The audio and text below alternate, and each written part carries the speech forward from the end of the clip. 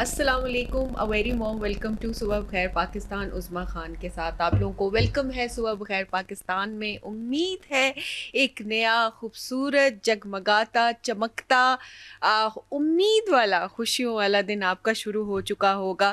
ہماری طرف سے سب سے پہلے تو ہم ویلکم کرتے ہیں اپنے شو کے اندر، اور پھر ہم بڑا ایک موٹیویشن ڈوز جو سب کو چاہیے ہوتی ہے انکلوڈنگ ہمیں بھی، کہ یہ جو دن ہے نا اس کو آپ نے پازیٹیوٹی کے ساتھ شروع کرنا ہے. پازیٹیوٹی کیا ہے؟ پازیٹیوٹی یہ ہے کہ چاہے جیسا بھی دن ہے، جو بھی ہے، ایٹ لیسٹ آپ زندہ ہیں، آپ نے سانس لی ہے، آپ نے آنکھ کھولی ہے، اور آپ کو پتہ ہے بڑی خوبصورت دعا ہے آپ کے جاگنے کے اوپر، اور اس دعا کا مفہوم ہی ہے کہ یا اللہ تو نے دوبارہ سے زندگی دی اور دوبارہ سے ہمیں اس قابل بنایا کہ ہم واپس اس دنیا میں آئے. آپ کو یہ پتہ ہے کہ جب آپ سوتے ہیں تو آپ کی روح جو ہوتی ہے نا وہ چلی جاتی ہے اللہ تعالیٰ کے پاس، اور جب آپ واپس نیند آپ کی اٹھتی ہے، آپ جگتے ہیں، تو پھر اس کے بعد سے آپ کو زندگی دوبارہ سے ملتی ہے. تو سب سے پہلے تو یہ شکر ادا اللہ نے کرنا ہے، ہم نے کرنا ہے کہ ہم نے اللہ تعالیٰ کا نہ صرف اس پہ شکر ادا ہے کہ نئی زندگی ہمیں ملی ہے، اور اس کے بعد نئی زندگی ملنے کے بعد اس زندگی کے دن کو گزارنا کیسے ہے. اللہ نے دے تو دیا ہے ہمیں دن، لیکن اگر ہم پازیٹیوٹی نہیں رکھیں گے، اگر ہم اچھے سے نہیں کریں گے، تو ہوگا کیا کہ آپ کے لیے نا سب سے زیادہ جس چیز کا ایک امپورٹنٹ چیز ہوتی ہے وہ یہ کہ آپ نے اس دن کو کیا پازیٹیو گزارا. پازیٹیو کیسے گزارا کہ آپ نے کیا لوگوں کے ساتھ اچھا کیا، کیا آپ نے خود کے ساتھ اچھا کیا، جو اللہ تعالیٰ کے حقوق ہیں جس میں نماز سے لے کے باقی ساری چھوٹی چھوٹی عبادات ہیں، کیا آپ نے وہ پوری کی. ہم بینگ این ہیومن، ہمارا صرف یہ کام نہیں ہے کہ ہم دنیا میں آئے ہیں اور آتے ہی اپنی زندگی کو جیسے ہی گزاریں، لیکن اس کے ساتھ ساتھ سب سے زیادہ جو امپورٹنٹ ہے وہ یہ ہے کہ ہم نے اس دن کو کیسے کانکریٹ کیا. کیا کہ ہماری وجہ سے کوئی پریشان تو نہیں ہے، کیا ہماری وجہ سے کسی کو تکلیف تو نہیں پہنچی ہے. اگر تو یہ ہے تو پھر اس کا یہ ہوتا ہے کہ وہ پازیٹیوٹی جو ہم نے دن شروع کرنی ہے نا اس کے اندر نا تھوڑی خرابی آ جاتی ہے. تو اس لیے کوشش کیجئے کہ آپ کی وجہ سے کسی کی پرابلم حل ہو، آپ کی وجہ سے کوئی مسکرائے، آپ کی وجہ سے کسی کا دن اچھا سا گزرے. تو یہ ہوتی ہے پھر جی مزہ آ جاتا ہے نا پھر وہ جو دعا اور اس کے علاوہ پازیٹیو ہونے کا ایک نوشن. تو جی ہم تو نے تو دے دی پازیٹیوٹی ڈوز، امید ہے ہم خود بھی اس کے اوپر پورے اترے اور آپ کے لیے بھی اس میں بہتری کریں.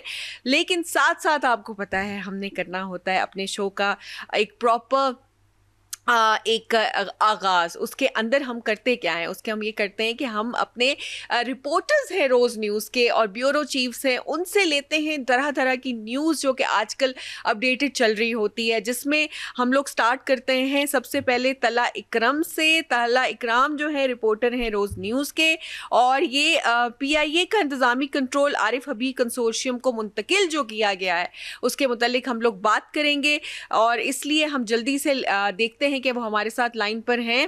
جی طلعہ مجھے یہ بتائیے کہ آپ کے جو سب سے پہلے یہ پی آئی اے کا جو انتظامی کنٹرول عارف حبیب کنسورشیم کو منتقل کیا ہے، ٹھیک ہے، وفاقی حکومت نے جو نجکاری کے عمل میں یہ پہلی فائنینشیل کلوزنگ کر لی ہے، اس کے بارے میں کچھ ہمارے ساتھ شیئر کیجئے.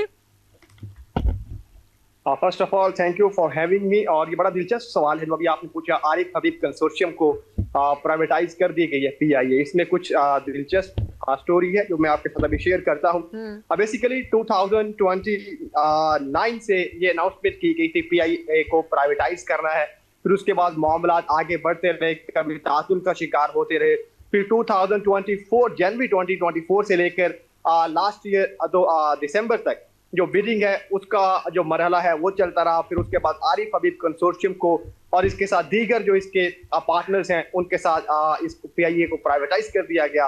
اور اب 1 جولائی سے جو فائنینشیل کلوزنگ ہے وہ بھی کر دی گئی، اور آخر کار جو ہے وہ پی آئی اے پرائیویٹائز ہو گئی. پاکستان کا بہت بڑا اثاثہ جس کی دنیا میں ایک ٹائم پر نام ہوا کرتا تھا، انفارچونیٹلی اس ٹائم پر وہ پرائیویٹائز ہو چکے ہیں، اور وزیر اعظم پاکستان نے باقاعدہ اس کی مبارکباد بھی دی ہے.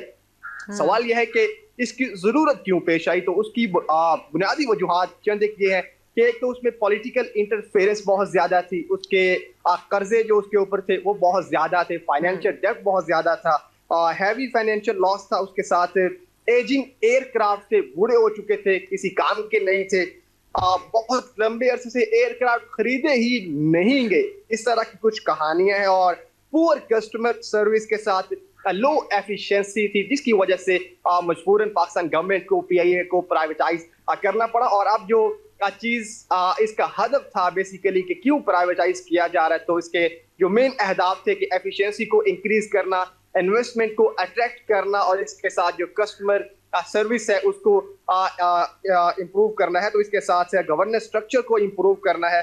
तो इसके साथ दीगर जो शेयर्स हैं कि अभी आरिफ हबीब, आपने सवाल किया कि हमें तो यही बताया जा रहा है कि आरिफ हबीब को खरीद दिया गया, लेकिन हकीकत ये है कि अभी जो डायरेक्टर जनरल, इसके अलावा मैनेजिंग डायरेक्टर हैं, वो आरिफ हबीब कंसोर्शियम के नहीं है पीआईए के, वो उनका ताल्लुक फौजी फर्टिलाइजर के जो मैनेजिंग डायरेक्टर हैं वही इस वक्त पीआईए के मैनेजिंग डायरेक्टर, उनको तायुन किया गया है उनका। और इसके साथ वो लेफ्टिनेंट जनरल रिटायर्ड हैं। और इसके साथ अभी मैं शेयर्स आपके सामने रखता हूं, किसके पास कितने शेयर्स गए हैं। तो उसमें आरिफ हबीब कंसोर्शियम के पास 34.1 शेयर है, फौजी फर्टिलाइजर कंपनी के पास 33.9 शेयर्स हैं। तो इससे आप समझ सकती हैं कि बेसिकली किसको आपस से पर्दा पीआईए को बेचा गया है। लेक सिटी के पास 16% शेयर्स है, सिटी स्कूल्स के पास भी 16% है, और AKD ग्रुप के पास भी 16% शेयर्स हैं। तो इस तरह एक तवातुर के साथ पीआईए को प्राइवेटाइज किया गया। और टोटल इन्वेस्टमेंट कमिटमेंट, ये बड़ा एक दिलचस्प यहाँ पर चीज है जिसको समझने की भी जरूरत है कि गवर्नमेंट हमें ये बता रही है कि पीआईए को 180 बिलियन में बेचा गया, जबकि हकीकत यह है कि गवर्नमेंट के खजाने में सिर्फ 55 बिलियन रुपया आया है। बाकी 125 बिलियन जो था वो पीआईए के ऊपर ही इन्वेस्टमेंट कर दी गई है। और इसके साथ दीगर जो कुछ एक डाटा है वो मैं आपके साथ शेयर करूं, तो अब गवर्नमेंट जो है उसको अभी जो फाइनेंशियल क्लोजिंग कर दी गई पहली, तो उसमें गवर्नमेंट को 10 बिलियन जो है वो दे दिए गए हैं। और इसके साथ बकिया जो 45 बिलियन है वो बाद में गवर्नमेंट को अदा किए जाएंगे। और इसके साथ 125 में से जो 80 बिलियन है वो पीआईए की इन्वेस्टमेंट में अभी इंजेक्ट कर दिए गए हैं। अभी 1 जुलाई से पीआईए प्राइवेटाइज हो चुका, और विद इन नेक्स्ट 12 मंथ इसमें जो बाकी 45 बिलियन है, चूंकि गवर्नमेंट को 55 बिलियन खजाने में आए हैं, 10 बिलियन इंजेक्ट अभी कर दिए गए गवर्नमेंट को, और बकिया जो 45 बिलियन है वो अगले 12 महीनों में गवर्नमेंट को दिए जाएंगे। और इसके साथ जो बाकी 45 बिलियन पीआईए में इंजेक्ट होने हैं वो भी अगले 12 महीनों में इन्वेस्टमेंट पीआईए में की जाएगी। और इसके साथ जो रिमेनिंग 25% शेयर्स हैं वो भी तवक्कुआत ये हैं कि अगले 12 महीनों के अंदर अंदर वो शेयर्स भी, ये जो जिन्होंने शेयर खरीदे हैं, जो अभी पार्टनर्स हैं, ये खरीदेंगे। और इसके साथ पीआईए के ऊपर बड़ा एक सुनहरा दौर था जहां से मैंने बात शुरू की, यहाँ से थोड़ा एक टच देना चाहूंगा पीआईए के सुनहरी दौर को भी, जो कि आज अनफॉर्चुनेटली प्राइवेटाइज हो चुका। इतना बड़ा एसेट पाकिस्तान का, जिसने दीगर जो जेट्स थे जिन उनकी मदद की, दीगर एयरलाइन को एस्टेब्लिश करने में मदद की, आज वो प्राइवेटाइज हो चुका। तो उसमें गोल्डन एरा में कुछ एक आपके सामने पॉइंट्स रखता हूँ। एयर मार्शल नूर खान ने ट्रेंड सेटर के तौर पर पीआईए को सामने लाने में कलीदी किरदार अदा किया था, और ये एशिया की पहली एयरलाइन थी, पाकिस्तान इंटरनेशनल एयरलाइन, जिसने जेट को ऑपरेट किया था। और बोइंग 707 को 1960 के अंदर पीआईए ने ऑपरेट किया था। और इसके साथ पीआईए के पायलट को ही ये एक वर्ल्ड रिकॉर्ड बनाया था कि बरतानिया से पाकिस्तान की जो फ्लाइट है, पाकिस्तान से बरतानिया की, वो 6 आवर्स और 43 मिनट्स के अंदर हुई थी, जिस पर पीआईए को अलकाबाज से, एक अच्छे अलकाबाज से भी नवाजा गया था। और इसके साथ फर्स्ट एयरलाइन है जो कि दुनिया की जिसने इन फ्लाइट मूवीज को इंट्रोड्यूस करवाया। और इसके साथ प्रोवाइड की जो यूएई, एमिरेट्स, दीगर खलीजी ममालिक के एयरलाइन है, उनको एस्टैब्लिश करने में कलीदी किरदार अदा किया। क्रूशल टेक्निकल और ऑपरेशनल असिस्टेंस उनको फराहम की। और इसके साथ 1985 में जब यूनाइटेड अरब एमिरेट्स को बनाया जा रहा था, उसमें भी कलीदी किरदार अदा किया। बिल्कुल बिल्कुल। तो तलहा, आप सॉरी, आप क्या समझते हैं कि ये जो पीआईए का कंट्रोल दिया गया है आरिफ हबीब कंसोर्शियम को, तो ये क्या इसके असरात आप एयरलाइन के ऊपर देख सकते हैं? बिल्कुल, जिस तरह अभी बताया जा रहा है कि इसका बुनियादी मकसद यही था कि एफिशिएंसी को इंप्रूव करना था, इन्वेस्टमेंट को इंप्रूव करना था, गवर्नेंस स्ट्रक्चर को इंप्रूव करना है। तो बुनियादी तौर पर उम्मीद तो यही की जा रही है कि कुछ अच्छे की उम्मीद है कि वो पीआईए जो कि एक वक्त एसेट था, अब वो इस कदर وہ ہو چکا تھا کہ اس کو بیچنا پڑا. تو امید پازیٹیو ہی رکھنی چاہیے. جس طرح آپ نے اپنے پروگرام کا سٹارٹ کیا تو ہماری بھی امید پازیٹیو ہی ہے. اللہ کرے کہ کچھ اچھا ہو. انشاءاللہ انشاءاللہ. تو یہ جو ہے باقی سوری رقم، اس کے بارے میں کیا کہہ رہے کہ جو 70-80 ارب کی خطیر سرمایہ کاری کر رہے ہیں، اس کے علاوہ باقی جو پیمنٹس ہیں، کیا اس کی کوئی انہوں نے ڈیڈ لائن دی ہے کہ اس اماؤنٹ کو بھی پے کیا جائے گا، یا ابھی تک ان کے یہی ہے کہ اس کو سرمایہ کاری کی مد میں استعمال کر دیا جائے گا کہ یہ حکومت کے خزانے میں بھی آئے گی؟ بالکل. جس طرح میں نے ابھی آپ کو کہا کہ گورنمنٹ جس طرح سے کلیم کر رہی ہے کہ اس نے 180 بلین میں اس کو بیچا، لیکن در حقیقت گورنمنٹ کے خزانے میں صرف 55 بلین ہی آئے ہیں. اور ابھی 1 جولائی سے جو فرسٹ فائنینشیل کلوزنگ کی گئی ہے، اس میں وہ 55 بلین جو گورنمنٹ کے خزانے میں آئے، اس میں سے 10 بلین جو ہیں وہ گورنمنٹ کو دے دیے گئے ہیں. اور اس کے ساتھ دیگر جو 125 بلین پی آئی اے میں انجیکٹ ہونے سے، اس میں سے بھی 80 بلین جو ہے وہ انویسٹمنٹ ابھی کر دی گئی ہے، جو ہمیں اعداد و شمار ابھی تک بتائے جا رہے ہیں. اور بقیہ جو گورنمنٹ کو 45 بلین ملنا ہے، یا جو پی آئی اے کی انویسٹمنٹ میں بقیہ 45 بلین جو 125 میں سے 80 بلین کر دیا گیا، بقیہ 45 رہ گیا، اس کا جو ہمیں میعاد بتائی جا رہی ہے کہ وہ ود ان نیکسٹ منتھ جو ہے نیکسٹ 12 منتھ وہ پی آئی اے میں انجیکٹ کر دیے جائیں گے. اور 55 میں سے 10 بلین گورنمنٹ کو مل چکے، باقی 45 بلین جو ہے وہ گورنمنٹ کو اگلے 12 مہینوں کے اندر کسی بھی وقت یہ جو آپس میں مذاکرات کے ذریعے کمپنیز ہیں وہ گورنمنٹ کو دیں گی. بالکل بالکل. بہت شکریہ طلعہ اکرم آپ کا، آپ نے ہمارے ساتھ شیئر کیا عارف حبیب کے حوالے سے کنسورشیم کو جو منتقل کیا گیا ہے، اس پر کچھ چیدہ پوائنٹس ہیں جو ہم آپ کے ساتھ بھی شیئر کرتے چلیں.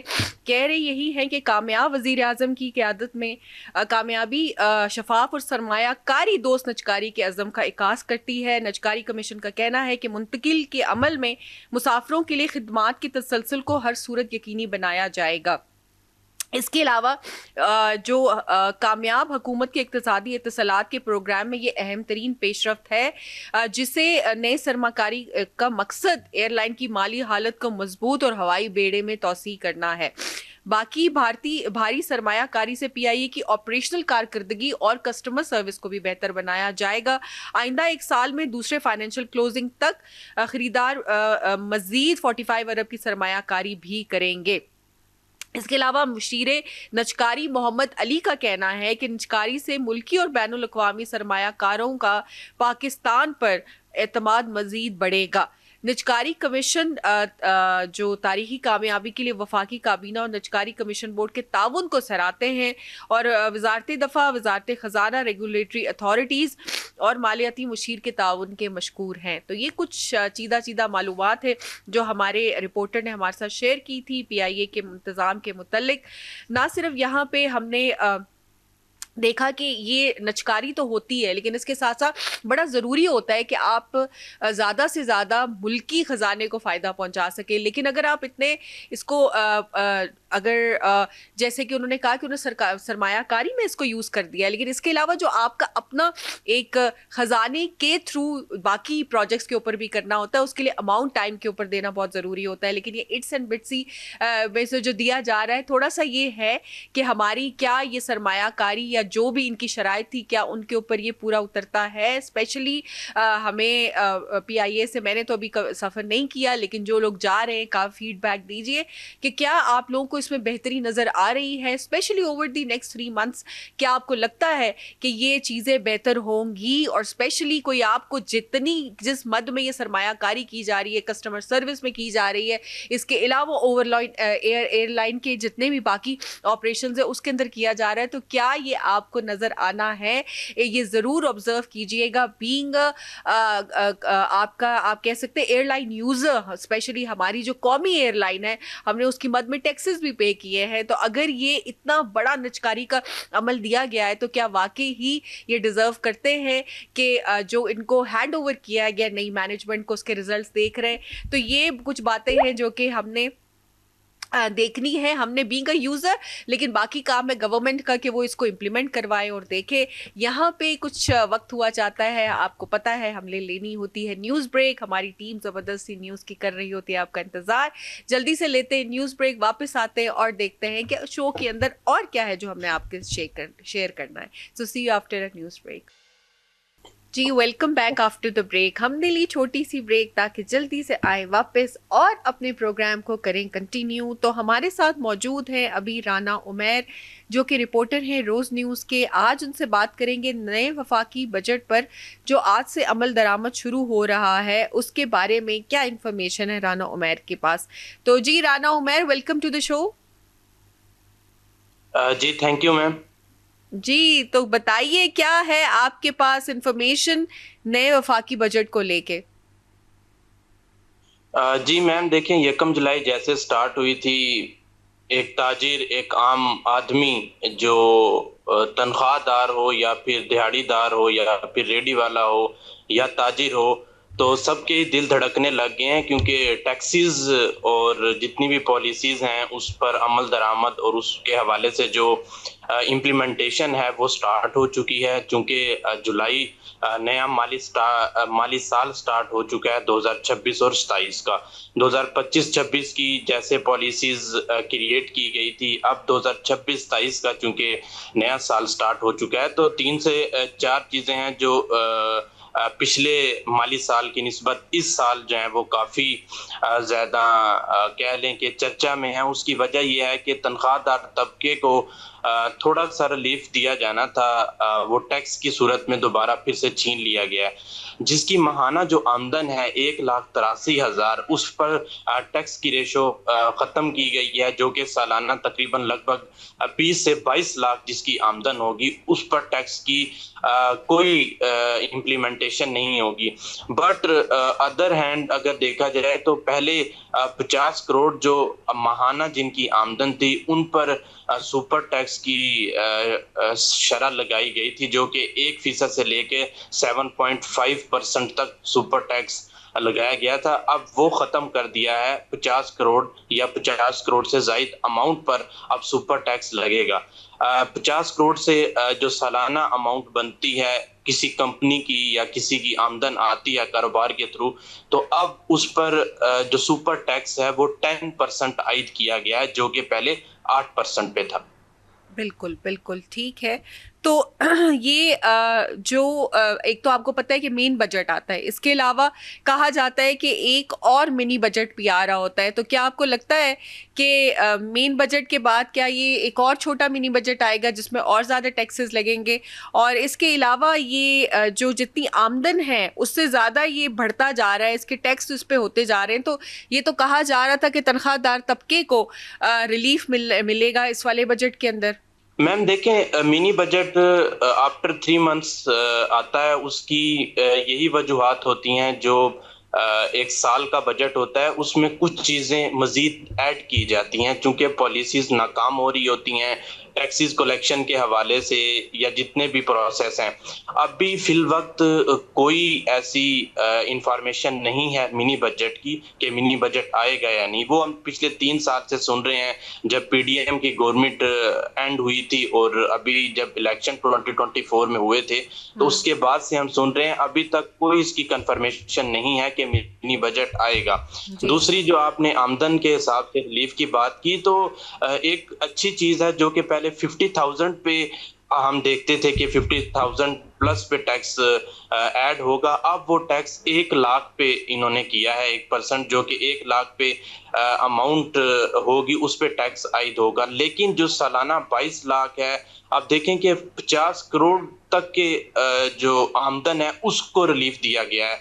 उसमें क्वेश्चन मार्क है कि वो किस बुनियाद पर उनको रिलीफ दिया गया है। क्या जो माहाना 1,83,000 आमदन वाले 50 करोड़ की से कंपेयर करेंगे उन दोनों को, तो 50 करोड़ से ज्यादा अमाउंट पर मैम जो टैक्स सुपर टैक्स है वो भी कम किया गया है। पहले वो 10% पे था, अब वो 8% पे है।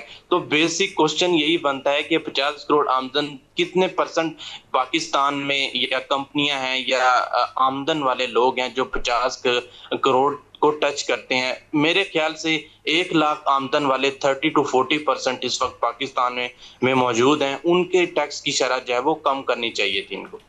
جی بالکل بالکل ایسے ہی ہے. تو جو یہ اس پہ دیا جا رہا ہے بینکنگ اور آئل اینڈ گیس ایکسپلوریشن کمپنیوں پر 10% اور کھاد کی فروخت سے آمدن حاصل کرنے والوں پر 10% سپر ٹیکس برقرار ہے. تو یہ بہت ساری جو ٹیکسز میں چینجز ہوئی ہیں، جیسے کروڑ روپے سے سالانہ آمدن جیسے کہ آپ نے بتایا وہ تو ہے ہی، ساتھ ہی 22 افراد پر 10% سپر ٹیکس برقرار رکھا گیا ہے. تو یہ سپر ٹیکس کا کچھ آپ کو آئیڈیا ہے یہ سپر ٹیکس ہے کیا؟ ایک تو ٹیکس ہے، اوپر سے ٹیکس ہے، اور پھر سپر ٹیکس بھی بنا دیا گیا ہے. میم سپر ٹیکس یہ اضافی ٹیکس ہوتا ہے جو انکم جو آمدن ہوتی ہے اس پر لگایا جاتا ہے. جو سپر ٹیکس کا جو لوور طبقہ ہے اس پر کیا یہ لوگ رکھتے ہیں مجھے سمجھ نہیں آتی. ہاں 50 کروڑ اماؤنٹ یا 50 کروڑ سے زائد اماؤنٹ پر یہ ٹیکس بنتا ہے. سپر ٹیکس کا بیسیکلی میم مطلب ہوتا ہے اضافی ٹیکس. ایک آمدن ہے اس پر آلریڈی ٹیکس ہوگا، 1% ہوگا، 2% ہوگا، تو یہ پھر اضافی ٹیکس لگاتے ہیں جو کہ 10% تھا. اب اس کو 2% انہوں نے کم کیا ہے. وہ ٹیکس سپر ٹیکس جو ہے یعنی کہ اضافی ٹیکس وہ اب 8% پہ آ گیا ہے. جیسے آپ نے زرعی اور اس پہ آئل کمپنیوں کے حوالے سے بات کی تو ورلڈ بینک نے ایک رپورٹ شیئر کی ہے، اس میں انہوں نے 2 سے 3 تحفظات کی ہیں. ایک تو NFC کے حوالے سے اصلاحات ہیں، اور دوسری جو کھاد ہے اس پر انہوں نے کہا ہے یعنی کہ زرعی جو آمدن ہے اس پر ٹیکس انکریز کیا جائے، جو کہ تقریباً آئل جتنی بھی کمپنیاں ہیں یا بزنس کے حوالے سے جو آمدن ہے ان پر جو ہے وہ 10 سے 15% یا 20%، ایک فگر ابھی کریکٹ نہیں ہو پائی، میں آپ کو کنفرم کر دیتا ہوں. اس پہ تقریباً یہ ٹیکس جو ہے وہ 10% عائد کرنے جا رہے ہیں. تو 2 ورلڈ بینک نے ڈیمانڈ کی ہیں. ایک تو جو NFC ہے اصلاحات جو چاروں صوبوں نے مل کے اماؤنٹ وہ وفاق کو دینی ہوتی ہے اس پہ انہوں نے کہا ہے کہ اس پہ چھوٹ نہ برتی جائے، اس پہ اصلاحات مزید کیے جائیں، اور کھاد پر انہوں نے ٹیکس کی ریشو بھی انکریز کرنے کا کہا. بالکل بالکل بالکل. رانا عمیر شکریہ آپ کا، تھینک یو ویری مچ کہ آپ نے ہمارے ساتھ کافی یوزفل انفارمیشن شیئر کی. آپ کی جوائن کرنے کا شکریہ. جی تو رانا عمیر نے ہمارے ساتھ شیئر کیا کہ انہوں نے ایک تو کچھ معلومات تھی جو انہوں نے بتائی، سیدھا معلومات ہمارے پاس بھی ہیں، کچھ آپ کے ساتھ شیئر کرتے ہیں کہ ماہانہ 1,83,000 سالانہ آمدن 22 لاکھ آمدن پر ٹیکس کی موجودہ شرح جو ہے وہ برقرار رکھنے کے لیے کہا گیا. آمدن جتنی زیادہ ٹیکس اتنا کم، جبکہ چھوٹا ملازم طبقہ زیادہ ریلیف سے محروم رہ گیا ہے. نئے وفاقی بجٹ پر آج سے عمل شروع ہو چکا ہے. بات یہی تھی جیسے کہ رانا عمیر نے بھی ہمارے ساتھ شیئر کی کہ آپ کا ہمیشہ سیلری طبقہ کیوں اتنا زیادہ ایک کرنچ میں آتا ہے، اسپیشلی آپ اس میں جیسے کہ کہا گیا کہ چھوٹا ملازم طبقہ ہے وہ ریلیف سے بالکل ہی رہ گیا ہے. اگر آپ دیکھیں گے سرکاری ملازمین کو ریلیف دیا جا رہا ہوگا، اس کے علاوہ آپ کی بزنس کمیونٹی ہے ڈیفینیٹلی ان کو بھی بنتا ہے، لیکن جو سیلریڈ طبقہ ہے وہ سب سے زیادہ ڈیزرو کرتا ہے، کیونکہ آپ کا کوئی بھی ٹیکس آپ کرتے ہیں سب سے پہلے آپ ان کے اندر سے ان کے اوپر ٹیکس لگا دیتے ہیں. اس ٹیکس کی وجہ سے وہ جو بھی ان کو رہی سہی آتی ہے سیلری اس میں کوئی بچت نہیں ہوتی ہے، اور اوپر سے وہ انکریز ہوتے جاتے ہیں ٹیکسز. انڈائریکٹ ٹیکسز جو ہے وہ آپ کے فوڈ کی مد میں، اب آپ جا کے شاپنگ کرتے ہیں کچھ بھی لیتے ہیں وہ آپ کے ٹیکسز ویسے ہی لگ رہے ہوتے ہیں. تو یہ ٹیکس وہ ٹیکس یہ کر کے جو آپ کا سیلری طبقہ ہے وہ تو بالکل ہی رہ جاتا ہے. یہ اس ایشو کی وجہ سے ہم اس شو کے توسط سے اس چیز کو بہت ہائی لائٹ کرتے ہیں کہ جو آپ کا تنخواہ دار طبقہ ہے اس کو ریلیف کب ملے گا، جب آپ کو پتہ ہے کہ ٹیکسز کی شرح تو بالکل جیسے کہ یہاں پہ شیئر کی جا رہی ہے وہ سب تو ہے ہی، لیکن اس کے علاوہ آپ کی انفلیشن، آپ کی جو آپ کی تنخواہ ہوتی ہے یا جو آپ کی ایک آمدنی ہوتی ہے اس کے ساتھ لنک کی جاتی ہے. جب انفلیشن کی تعداد بڑھ رہی ہے لیکن لیکن آپ کی آن دی ادر ہینڈ یہ نہیں ہو رہا کہ وہ ایون کانسٹنٹ رہے نا, آپ کی سیلری یا تنخواہ دار طبقے کا جو ایک آمدن ہے وہ کانسٹنٹ رہے, وہ نہیں رہ رہی ہے, جبکہ انفلیشن بڑھ رہا ہے, تنخواہ کم ہو رہی ہے, جس کی وجہ سے جو آپ کی مہنگائی یا ایک شرح آپ بتاتے ہیں وہ شرح وہ بھی نہیں ہوتی ہے, زیادہ ہوتی ہے. تو کیوں نہیں, جیسے آپ سرکاری ملازمین کی آپ نے دیکھا ہے, پارلیمنٹیرینز ماشاءاللہ ان کی کتنی سیلریز انکریز ہوئی ہیں, اور جنہوں نے بجٹ پیش کیا تھا ان کو بھی بونسز دیے گئے ہیں. تو کیوں نہیں یاد رہتا تنخواہ دار طبقے کے حوالے سے آپ کو کہ ان کو جو ریلیف اصل میں دینا ہے ان کو دینا ہے. سفید پوش جو ایک سادہ لفظوں میں کہا جاتا ہے اس طبقے کو اٹھانا ہے. کہ ہر وقت آپ یا پھر انڈسٹریلسٹ یا پھر آپ کے جو باقی سرکاری ملازمین ہیں ان سب کا انفلیشن تو چیک ہو رہا ہے, یہ جو باقی عوام ہے یہ بھی آپ کی ہے, اس کو کس نے دیکھنا ہے. تو یہ ایک چیز ہے جو رانو ہمارے ساتھ ڈسکس بھی کر رہے تھے. کنسرنس ہمارے پچھلے سال بھی یہی تھے, اس سال بھی یہی کنسرنس ہیں کہ ان کو کوئی عوام کو ریلیف نہ ملا بلکہ اور بوجھ ان پر لاد دیا گیا. ساتھ ہی کہا جا رہا ہے کہ سالانہ 50 کروڑ روپے سے کم آمدنی والوں پر سپر ٹیکس ختم کر دیا گیا ہے. کیا بات ہے جی, 50 کروڑ روپے سے کم آمدنی والوں پر سپر ٹیکس ختم کر دیا گیا ہے. اب یہ تھوڑا سا تو ریلیف ہے, لیکن کیا جن کے 50 کروڑوں تک نہیں پہنچتے یا ایون اس سے, آئی ایم شیور کہ یہ گریجولی انہوں نے سلیبس دیے ہوں گے جس کے اوپر ہوں گے, لیکن کیا تنخواہ دار طبقہ آپ کیا کروڑوں میں جاتا ہے, یہ تو ہمیں بھی سوچنے کی ضرورت ہے. اسپیشلی جو آپ کا سب سے نیچے والا طبقہ ہے, کیا وہ کروڑوں کی مد میں کہیں پہ آتا ہے؟ اور آپ دیکھیں گے کہ یہ اس کے اندر وہ لوگ فال نہیں کر رہے ہوں گے ایئرلی, اور ڈیفینیٹلی ان کو یہ جو ریلیف ہے یہ بھی نہیں مل رہا ہوگا. اس سے پہلے 50 کروڑ روپے آمدن پر 1 سے 7.5% تک سپر ٹیکس لاگو تھا. کروڑ سے زائد آمدن والے افراد یا کمپنیوں پر اب 8% سپر ٹیکس لاگو ہو گیا ہے. اس سے پہلے 50 کروڑ سے زائد آمدن پر سپر ٹیکس کی شرح 10% تھی. کروڑ روپے سے زیادہ سالن آمدن والے افراد پر اور کمپنیوں پر 10% سپر ٹیکس برقرار رکھا گیا, اور بینکنگ اور آئل اینڈ ایکسپلوریشن کمپنی پر 10% اور کھاد کی فروخت سے آمدن حاصل کرنے والوں پر 10% سپر ٹیکس برقرار ہے. تو جی, عالمی بینک کی پاکستان میں NFC ایوارڈ میں اصلاحات کی سفارشات بھی ہیں جن کے اوپر ڈیفرنٹ طرح کا اب دیکھا جا سکتا ہے, لیکن یہ کچھ چیزیں ہیں جو کہ ہم کریں گے ابھی تھوڑی دیر میں بریک میں ڈسکس. ہمارے گیسٹ آئیں گے جن کے ساتھ کرنا ہے ہم نے مختلف ٹاپک پہ بات چیت. جلدی سے لیتے ہیں بریک کے بعد واپس آتے ہیں اور دیکھتے ہیں کہ کون سے گیسٹ ہیں جنہوں نے ہمیں جوائن کیا. جی, welcome back after a short break. ہم نے چھوٹی سی بریک لی تھی اور اس کے بعد جو ہمارا شو کا پیٹرن ہے وہ کرنا تھا آپ سے شیئر. ابھی ہم لوگ کریں گے آپ کے ساتھ نیوز شیئر کہ آج کل چل کیا رہا ہے, اسپیشلی جو ہماری اکنامک سے لے کے ہماری پولیٹیکل سینیریو ہے اس میں کیا کیا چینجز ہیں, کیا کیا ہو رہا ہے. جی, کہتے ہیں کہ عالمی بینک کی پاکستان میں NFC ایوارڈ میں اصلاحات کی سفارش. پاکستان کی 9.9 کی ٹیکس ٹو GDP شرح خطے میں کم ترین ہے, جو کہ رپورٹ میں کہا گیا ہے. عالمی بینک نے وفاقی مالیاتی نظام مضبوط بنانے سے متعلق جاری رپورٹس میں کہا ہے کہ قرضوں کی ادائیگی, سماجی تحفظ, انفراسٹرکچر, سیکیورٹی اور ماحولیاتی تحفظ سمیت اہم قومی منصوبوں اور شعبوں کا مالی بوجھ وفاق اور صوبے مل کر اٹھائیں. زرعی آمدن پر ٹیکس وصولی اور پراپرٹی ٹیکس کے یکساں نفاذ پر بھی زور دیا گیا ہے. NFC ایوارڈ اور اضافی امرات کو کارکردگی, شفافیت, مالی نظم و ضبط اور بہتر خدمت سے جوڑا گیا ہے. قرضوں کی ادائیگی, انفراسٹرکچر, سماجی تحفظ, سیکیورٹی اور ماحولیاتی منصوبوں میں پیش رفت کے لیے باہمی تعاون کرنا ہوگا.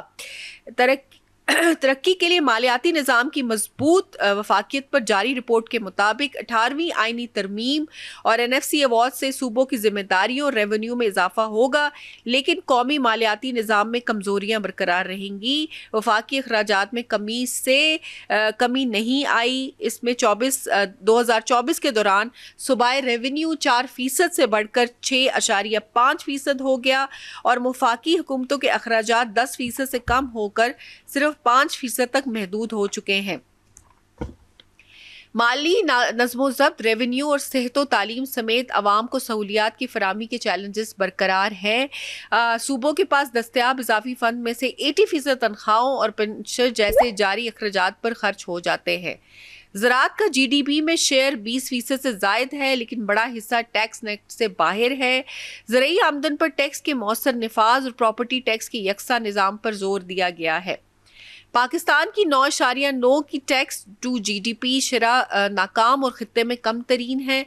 एथोपिया में शरह 10.2, इंडोनेशिया में 10.3, मिस्र और मैक्सिको में 12.6, वियतनाम में 14.3, भारत में 16.8 और तुर्किया में 17.5% है।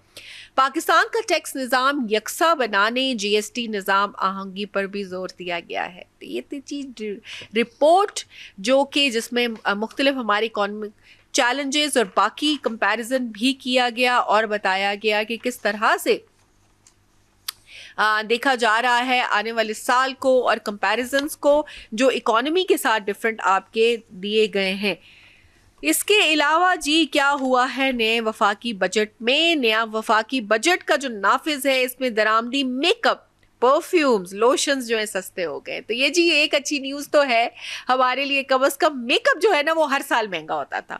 तो ये खुशाइन बात है, गवर्नमेंट को हम इसके ऊपर खराज तहसीन पेश करती हैं सारी खवातीन मिलके कि आपने परफ्यूम्स, मेकअप और खैर लोशंस तो सारी मर्द हजरात भी इस्तेमाल करते, आपने इसके ऊपर किया है। लेकिन खुदारा अभी भी हमारी वो एक रट जो है वो बरकरार है कि गरीब तनख्वाहदार तबके के लिए रिलीफ लेकर आइए। डेफिनेटली ये भी बहुत ज़रूरी है हमारे लिए, स्पेशली अगर जोक्स अपार्ट जो आपका स्पेशली मेकअप है वो आपका बहुत ज़्यादा एक आपका बिजनेस है, स्पेशली लेके आपका सैलून बिजनेस है और इसके अलावा रिटेल बिजनेस है, उसके लिए बड़ा ज़रूरी है। और अगर आप इस पे कम करते हैं प्राइसेस तो वो डेफिनेटली उसके अच्छे असरात जो है इन बिजनेसेस के ऊपर अमल होते हैं। वफाकी हुकूमत का जो जारी नया वफाकी बजट नाफिजुल अमल हो गया। सालाना 22 लाख आमदन पर टैक्स की शरह बरकरार है। सालाना 50 करोड़ रुपए से कम आमदनी वालों पर सुपर टैक्स खत्म। इंपोर्टेड मेकअप, परफ्यूम्स, ब्यूटी आलात, लोशन सस्ते हो गए। तो आपके इंपोर्टेड हैं तो आपके लोकल को भी सस्ता करना चाहिए, उन बेचारों का क्या कसूर है? वो तो हमारा तो बिजनेस है जो कि लोकल, स्पेशली जब से आपने देखा था कि फ़लस्तीन का की वजह से बाइकॉट जो स्टार्ट किया गया था इंटरनेशनल प्रोडक्ट्स का, तो बहुत सारी आपकी लोकल चेन्स थी और आपके एंटरप्रेन्योर्स थे जिन्होंने बड़ी अच्छी ना सिर्फ मेकअप में भी बल्कि उसके ऑल्टरनेट्स में भी, शैम्पूज़ में भी, कलर्स में भी, बहुत सारी चीज़ों के अंदर एक लोकल अच्छी वैरायटी लेकर आए थे। तो जब आपने लोकल बिजनेस को इम्प्रूव करना होता है तो आप लोकल चीज़ों के ऊपर टैक्स की छूट ज़्यादा देते हैं, आप उनको इंसेंटिव ज़्यादा देते हैं। अब ऐसे तो नहीं है कि आप इंपोर्टेड बिजनेस को दिए जाएं, लेकिन उसके साथ साथ आप ये भी ना करें कि आप लोकल बिजनेस को सपोर्ट ना करें। तो ये लोकल बिजनेस को सपोर्ट करना ज़रूरी है। और अगर तो आई एम नॉट श्योर जो आपने दरामदी मेकअप है उसके ऊपर तो कम किया है, लेकिन साथ साथ कितनी कमी आई है आपके लोकल इंपोर्टेड मेकअप पे वो भी हमें देखना है, इंपोर्टेड एंड लोकल के मुकाबले में। जी तफसीलात के मुताबिक कबल अज़ीम 50 करोड़ रुपए आमदन पर 1 से 7.5% तक सुपर टैक्स आयद था जो ख़त्म हो गया है। 50 करोड़ से ज़ायद आमदन वाले अफराद या कंपनियों पर आइंदा 8% सुपर टैक्स आयद होगा। कबल अज़ीम शरह 10% थी। 15 करोड़ रुपए से ज़ायद आमदन वाले, सालाना आमदन वाले 22 अफराद और कंपनियों पर 10% सुपर टैक्स बरकरार है। इनमें banking, oil and gas exploration company और खाद की फरोख्त से हासिल आमदनियों पर है। तो जी थोड़ा सा आई डोंट नो मैथ्स जो है वो हमने ज़रूर देखनी है कि 50 करोड़ रुपए आमदन वालों पर जी 1 से 7.5% तो सुपर टैक्स आयद है, जबकि 15 करोड़ रुपए से जायद वाले जो हैं उनके ऊपर 10% है। और ہونا تو یہ چاہیے کہ جن کا زیادہ ہے ان کے اوپر شاید زیادہ لگنا چاہیے اور جن کی کم ہے ان پہ کم لگنا چاہیے، لیکن ہمیں اس کے اندر نظر آ رہا ہے، لیکن ساتھ میں وہ کہہ رہے ہیں کیونکہ اس کے اندر banking, oil and gas exploration کمپنیاں شامل ہیں تو اس لیے وہ ان کے اوپر کیا گیا ہے. بٹ اسٹل ایک نمبر ہے جس کو ہم جب غور سے دیکھتے ہیں تو کچھ لگتا ہے کہ may be something is not adding up, لیکن ڈیفینیٹلی بجٹ بنایا گیا ہے، اس کو کافی زیادہ چیزوں کو پرکھا گیا ہوگا اور تبھی یہاں تک اس کو پیش کیا گیا ہے. پھر جی کہہ رہے ہیں کہ ایف پی آر نے اضافی کسٹمز اور ریگولیٹری ڈیوٹیز میں 2 سے 5% تک کی بھی کمی کا اعلان کر دیا ہے. ذرائع کے مطابق جن اشیاء پر ڈیوٹی کم ہوئی ان پہ imported make up kits, face powder, face shiner, lipstick, lip gloss, make up base creams, eye liner, mascara, perfume, body spray, lotions. یہ جیسے بجٹ آپ پڑھ رہے ہوتے ہیں لیکن اتنی سیریس چیزیں ہوتی ہیں، لیکن اس میں لگ رہا ہے کہ جیسے آپ بیوٹی جو ایک بیگ ہوتا ہے اس کے اندر پروڈکٹ دیکھ دیکھ کے آپ بول رہے ہیں اور آپ بتا رہے ہیں کہ یہ سب کم ہو گیا ہے. لیکن کچھ اور بھی چیزیں ہیں جو ہم آپ کے ساتھ شیئر کرتے ہیں. اس میں body spray, lotions, face wash, moisturising کریمیں، hair colour, hair lotions, hair removing کریمیں، امپورٹڈ نقلی زلفیں، بال سیدھے اور گھگرالے کرنے والے آلات، imported hair colours, hair lotions, hair removing کریمیں بھی شامل ہیں. جی امپورٹڈ نقلی زلفیں کیسی لگتی ہوں گی جب یہ دکھائی جاتی ہوں گی، لیکن اچھی خبر ہے خواتین کے لیے. خواتین آپ اور زیادہ تیاری کیجئے اور زیادہ میک اپ پہ دھیان دیجئے، کیونکہ دیکھیں جی سیدھے اور گھنگرالے کرنے والے آلات بھی سستے ہو گئے ہیں. آبویسلی جو آپ کے بلو ڈرائی ہوتے ہیں یا آپ کے بال کرلز ہوتے ہیں جن کو کہا جاتا ہے، وہ مشینیں بھی سستی کر دی گئی ہیں. تو کم از کم میرے خیال سے یہ فیمیل فرینڈلی رکھا گیا ہے. باقی امپاورمنٹ پہ بجٹ لگے نہ لگے، ہمارے پروڈکٹس کیا کہتے ہیں ایجوکیشن کے اوپر، اس کے اوپر ہو نہ ہو، لیکن ساتھ ہی آپ کے میک اپ کے اوپر چیزیں کم کر دی گئی ہیں. تو میں تو اس کو انکریجنگ سینس میں کہوں گی، ایون دو کہ ہم بھی لمیٹڈ اپنے ٹی وی اور اس کے لیے میک اپ یوز کرتے ہیں، لیکن ساتھ ساتھ جیسا کہ ہم نے فرمایا کہ جو بزنس ہے اس بزنس کے لیے بڑا ضروری ہوتا ہے کہ یہ اس طرح کی چیزیں جو ہیں جن میں آپ کے ہیئر لوشنز ہیں، موئسچرائزنگ اور امپورٹڈ ہیئر ریموونگ کریمز اور باڈی اسپرے، اور یہ ساری چیزیں آپ کے بزنس کے اندر بھی بڑا یوٹیلائز ہو رہی ہوتی ہیں. تو اس کے حوالے سے ایک اچھی ایک خوشائن بات ہے کہ اس کو کیا گیا ہے. لیکن اگین ہم بار بار اس بات کو ریپیٹ کرتے ہیں کہ جو آپ کا تنخواہ دار طبقہ ہے، آپ کا سب سے ڈیزرونگ طبقہ ہے، اس کے لیے چیزوں کو آسان کیجیے. ان چیزوں سے یہ آپ کی لائف سیونگ چیزیں نہیں ہیں، یا میک اپ کے بغیر، ان ساری چیزوں کے بغیر آپ زندہ رہ سکتے ہیں، بڑے اچھے سے زندگی گزار سکتے ہیں. اور یہ اس طرح سے نہیں ہے، پچھلے کتنے سالوں سے اس کے اوپر ہوتا رہا ہے، بٹ اس پہ ایز سچ کیونکہ یہ ایک اگین ایز وی سیڈ کہ آپ کی بیسک لائف نیسیسٹیز نہیں ہے، تو اس لیے ان کا اتنا فرق نہیں پڑتا.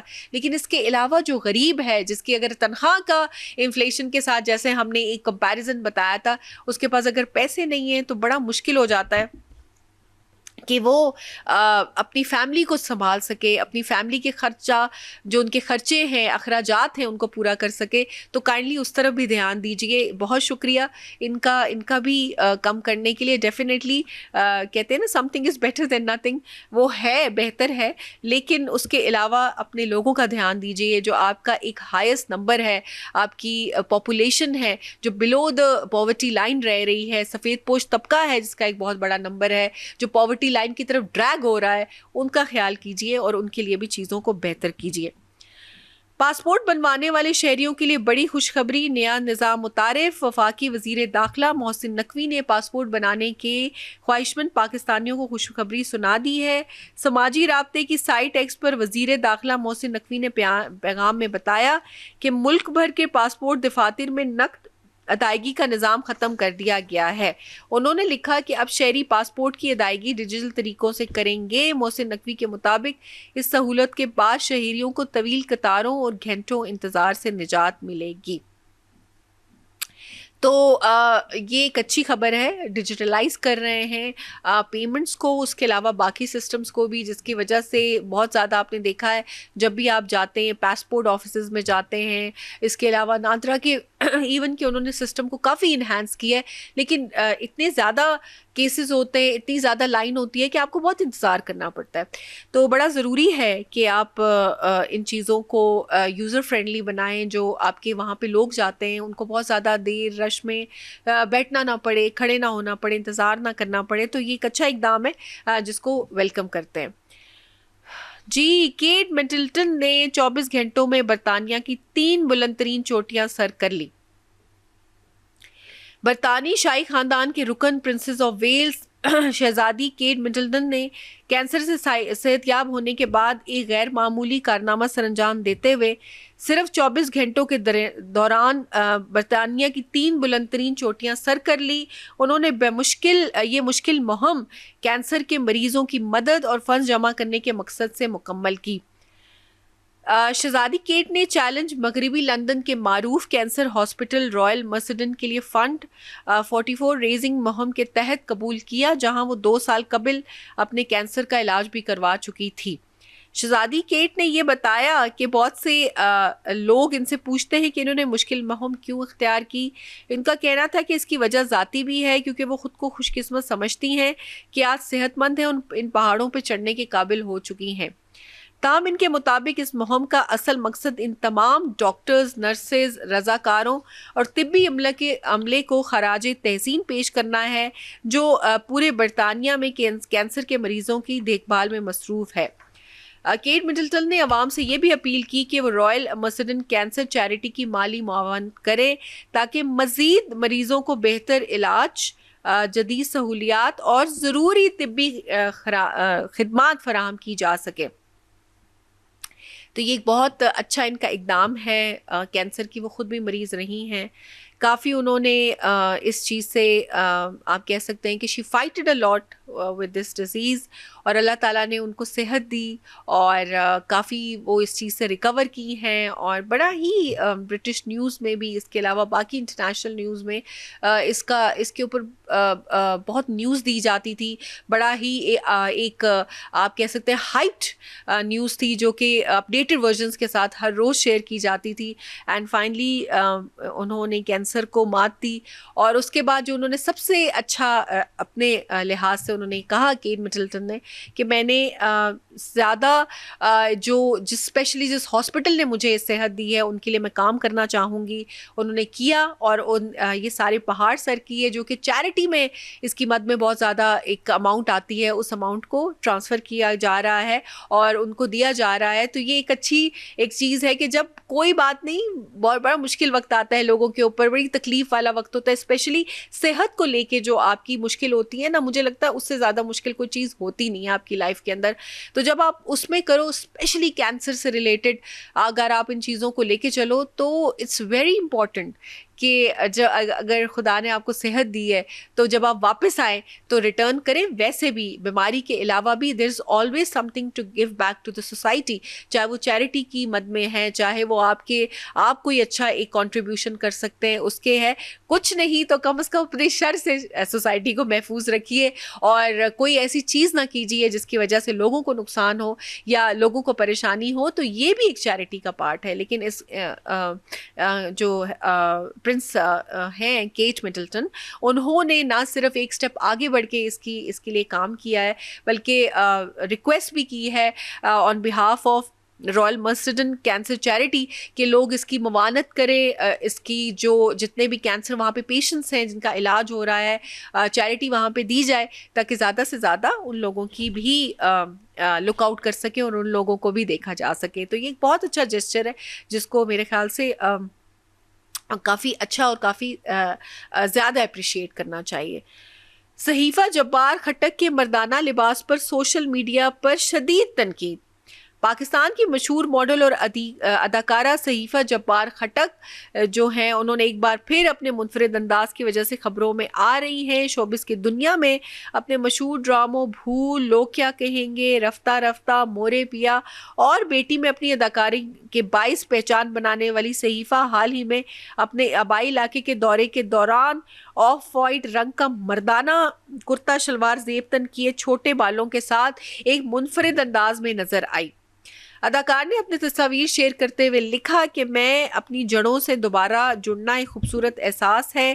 ان کا کہنا تھا کہ انسان چاہے دنیا کی نظر میں کتنی کامیابیاں حاصل کر لے، اپنے شہر اور لوگوں سے وابستگی ہمیشہ برقرار رہتی ہے. انہوں نے اپنی پوسٹ میں مقامی لوگوں کی محبت، دعوتوں اور پرتپاک استقبال کو سراہا، اور تاہم صحیفہ کا جو یہ انداز ہے اس کا سوشل میڈیا صارفین کو زیادہ پسند نہ آیا، اور صارفین نے اس پہ تنقید بھی کی.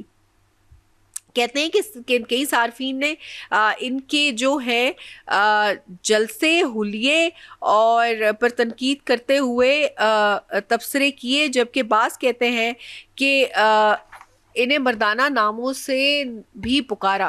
کچھ افراد نے ان کے انداز کو غیر معمولی قرار دیا اور ان کے حامیوں پر بھی تنقید کی. تو یہ ایسے طرز عمل کی حوصلہ افزائی جو ہے وہ نہیں کرنا چاہیے ان کے مطابق.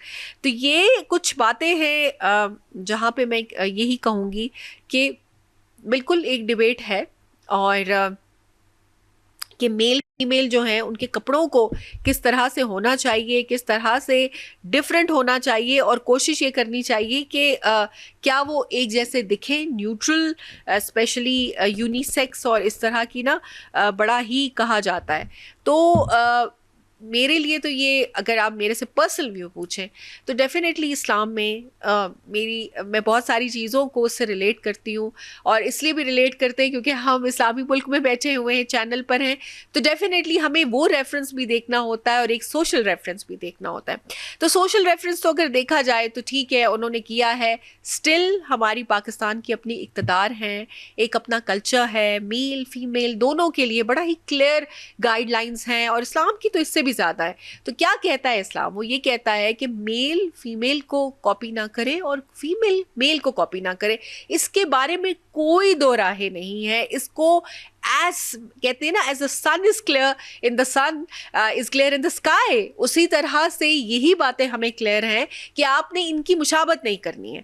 اور چاہے وہ بال ہیں، چاہے وہ فیس کے فیچرز ہیں، چاہے کپڑے ہیں، چاہے شوز ہیں، in any thing and every thing نہیں کرنی ہے. جب نہیں کرنی ہے تو نہیں کرنی ہے.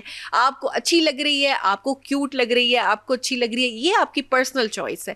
آپ کر رہے ہیں یہ جان کے بھی آپ بے شک کیجئے، یہ آپ کی پرسنل چوائس ہے. لیکن سوشل میڈیا پہ آنا، اس کو اجاگر کرنا، اپنے فالوورز کو یہ ٹرینڈز دکھانا اور ان کو کہنا کہ you know this is something that is going trending and that is viral, نہیں، دس از رانگ. آپ یہ نہیں کر سکتے، کیونکہ اگین آپ نے ان اقتدار کو دیکھنا ہے. اور بار بار یہ کہنا میری چوائس ہے، میرا ڈریس ہے، بالکل آپ کی چوائس ہے، آپ کا ڈریس ہے، آپ پہنے، گھومیں پھریں، جیسے آپ کو انجوائے کرتے ہیں آپ انجوائے کریں. But when it comes to social media, when it comes to the social responsibility of the followers that are following you، اور especially ethics اور ہمارے Islamic rulings، اس کے حساب سے یہ آپ کو نہیں کرنا چاہیے. it's wrong، it's category wrong. کوئی اس کے اندر وہ نہیں ہے کہ آپ کو کہا جائے نہیں، جو ہمیں نہیں الاؤڈ وہ ہمیں نہیں الاؤڈ، دیٹس اٹ. اس کے علاوہ اور کوئی ifs and buts نہیں ہے. ہاں مانیں اور آپ کریں، وہ ایک الگ بات ہے، but don't flaunt it on the social media saying کہ میں یہ بڑا ہی میرے لیے پازیٹیو ہے، میں نے اس سے جڑنا ہے، میں نے اس سے جڑنا ہے. بالکل کریں، بالکل، یہ ہمارا کلچر ہے، خوبصورت ہے، بہترین ہے. لیکن اگر آپ اس کی وہ جو، اگر پنجاب ہے تو مٹیارن والے کپڑوں میں ہوں گی تو اور زیادہ اچھے لگیں گے. اگر آپ سفید شلوار قمیض کو تھوڑا سا فیمیل جیسے ہماری لک ہوتی ہے اس کو کریں گے وہ اور خوبصورت لگے گا. لیکن لیو the things that are for the male اور جو فیمیلز کی ہیں ان کو رہنے دیجئے. یہ آپ سے اسپیشل ریکویسٹ ہے. اس کو بہت زیادہ کنفیوز نہ کریں، اور یہ جو بھی آپ کے ذہن کے اندر ہے خود پہ انکلکیٹ کریں، لوگوں پر نہیں کریں. تو یہ میسج ہے ہمارا. یہاں پہ لیتے ہیں چھوٹی سی بریک کے بعد واپس آتے ہیں اور شو کو کنٹینیو کرتے ہیں. See you after a short break.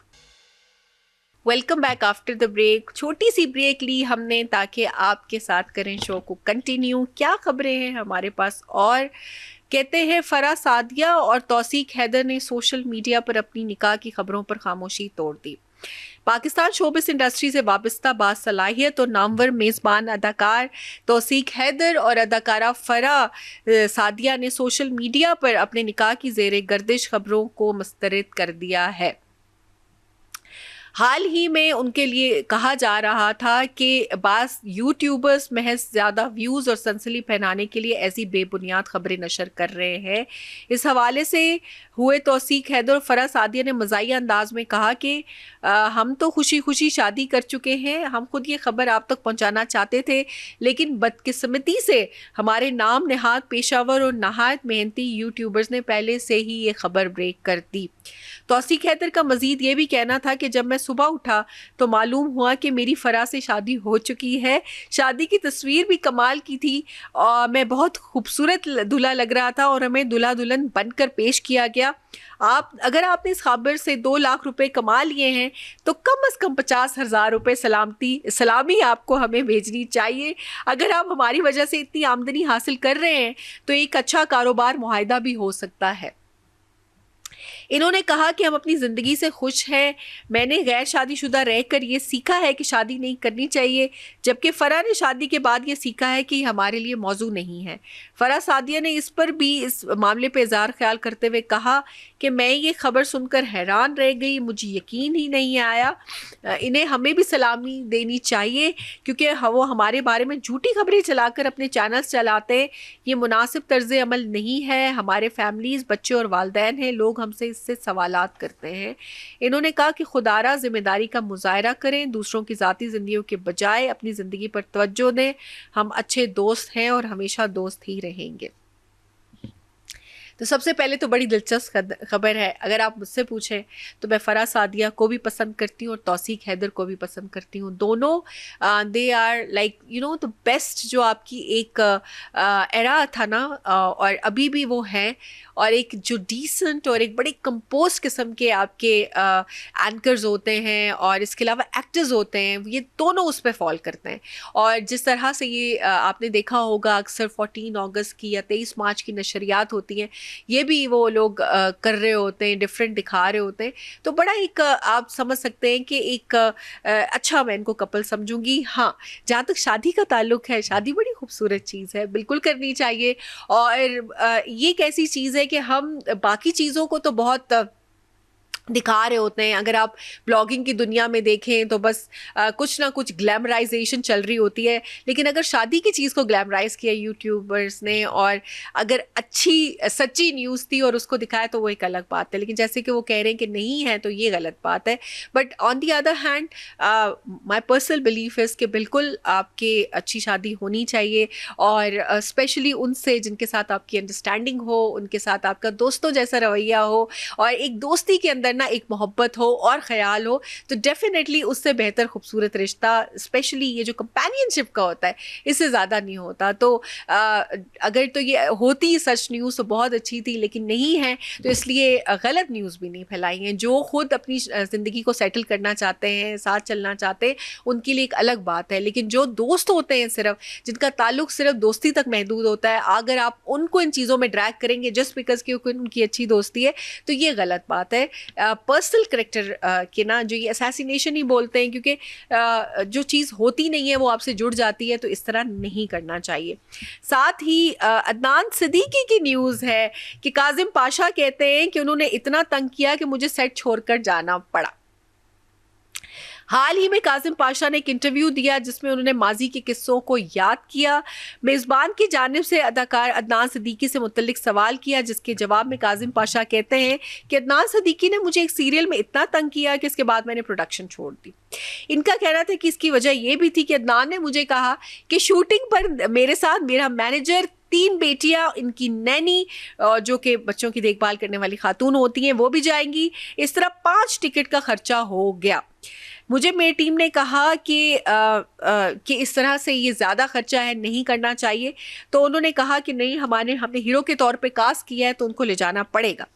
اس کے علاوہ کاظم پاشا نے ایک اور قصہ سنایا کہ اعجاز اسلم کے بنگلے میں شوٹنگ تھی, وہاں بھی عدنان نے مجھے تنگ کیا جس پر میں سیٹ چھوڑ کر چلا گیا. وہ کہتے تھے مجھے بھوک لگ رہی ہے, جب تک فلاں جگہ سے کھانا نہیں آئے گا میں نہیں کام کروں گا, فلاں چیز چاہیے, اگر نہیں آئی تو میں آج شوٹنگ نہیں کروں گا, کل ہوگی شوٹنگ. انہوں نے مزید کہا ان سب کے باوجود عدنان کو میری بیٹیوں سے بہت لگاؤ ہے اور میرے ساتھ ان نے کبھی بدتمیزی نہیں کی.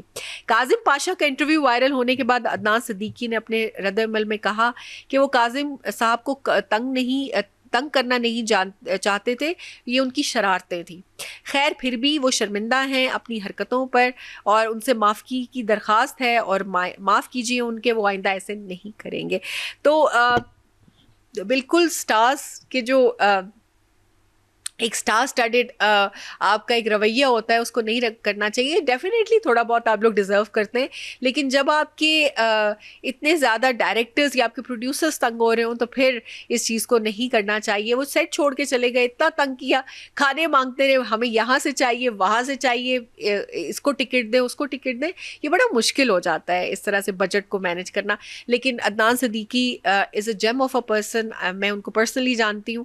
ویسے بھی وہ بہت ہمبل ہیں، بہت ڈاؤن ٹو ارتھ ہیں، اور ڈیفینیٹلی کہیں پہ شاید ضرورت تھی، جیسے ان کی بیٹیاں ہیں ان کو وہ خود دیکھتے ہیں اور کافی ان کی ایک انٹرسٹ ہے، تو اس کی وجہ سے ہوتا ہے کہیں کہیں کہ ان کو ضرورت ہوگی شاید لے جانے کی، جس کی وجہ سے انہوں نے ایک انسٹنٹ پہ یہ ریکویسٹ کر لی. اور کھانے کا تو کیا ہی بولے، سب ہی شوقین ہیں اور بڑی اسپیسیفک جگہوں سے لوگوں کو پسند ہوتے ہیں. جیسے مجھے پسند ہے کروسانز لیفالوجی کے، مجھے پسند ہے سینڈوچ برننگ براؤنی کے، تو بہت ساری جگہیں ایسی ہوتی ہیں کہ آپ اسپیسیفکلی وہیں سے کھانا چاہتے ہیں.